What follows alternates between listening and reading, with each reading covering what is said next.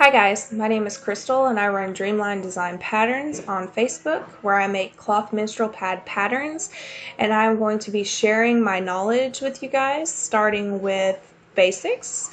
The basics of this video is going to be how to open an Adobe Illustrator document, how to create the setup that you need, and guides for when you print your patterns out if you have more than one page. So I know that's, it's three different things, but it's relatively simple, and let's just get started. So we're going to go up here to File, we're going to click New. This is going to have your recent stuff here, but we're just going to go over here, and since I'm in the US, I use 8.5 inch wide by 11 inch tall because that is standard letter paper size. If you're in another country, you will use your standard size paper there.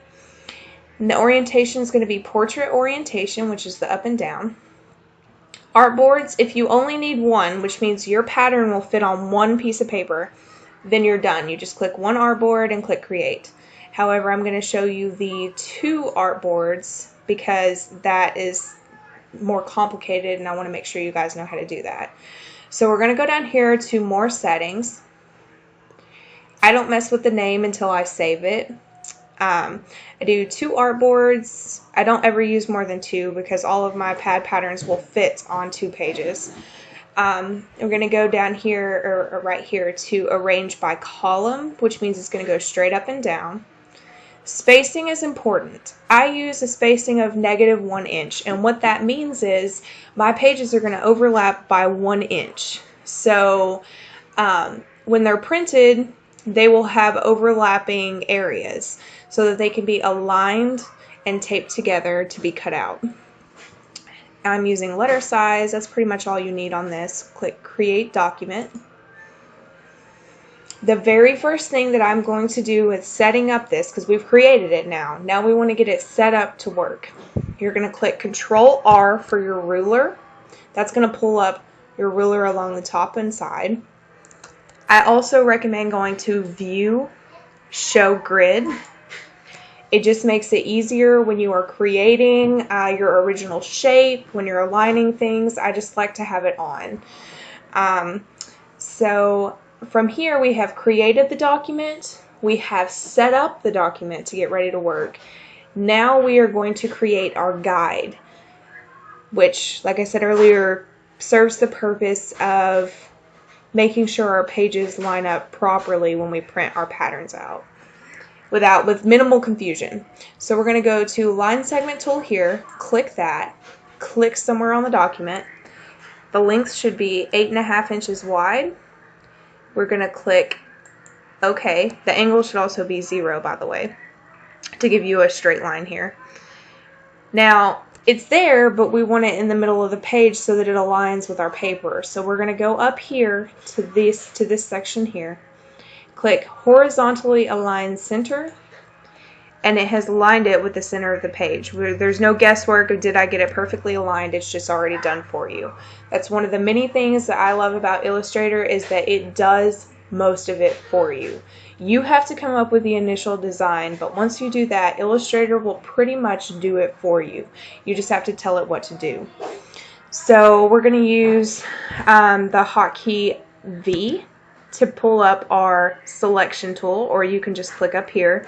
I prefer to use hotkeys, it just makes it easier for me. I'm going to go ahead and zoom in by clicking Control plus.